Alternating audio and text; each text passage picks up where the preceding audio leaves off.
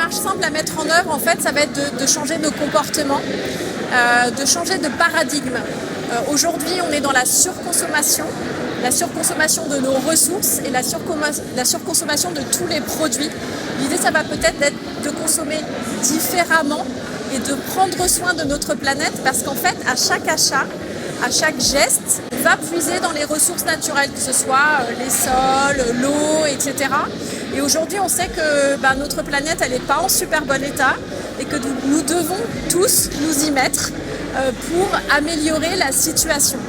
Et le fait de changer nos comportements, ça va nous permettre d'être vraiment à l'intersection entre la soutenabilité environnementale, le bien-être et la justice sociale. Parce qu'on a aussi quelque chose de très important à défendre aujourd'hui, c'est les différents niveaux sociaux, et on sait que les personnes les plus vulnérables sont les personnes les plus pauvres sur la planète, en France et ailleurs.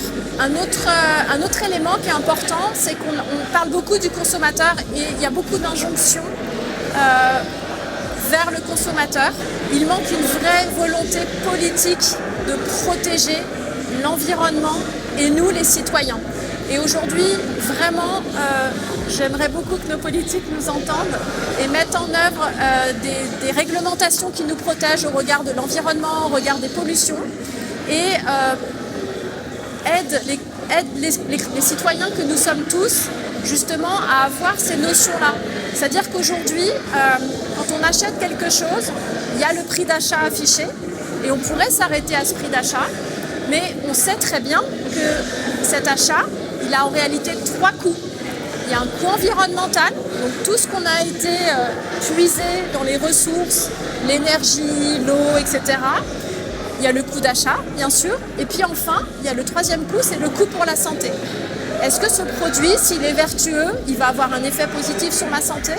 Ou est-ce que si ce produit, au contraire, n'a pas été vertueux en amont, eh bien forcément, il ne sera pas vertueux non plus après sa consommation. Donc vraiment avoir en tête cette idée-là que, encore une fois, un achat, un geste, un produit alimentaire, c'est presque un petit peu comme un vote. C'est un choix éclairé que l'on fait, et c'est un choix, j'ai envie de dire, politique que l'on fait pour notre santé et pour celle de l'environnement.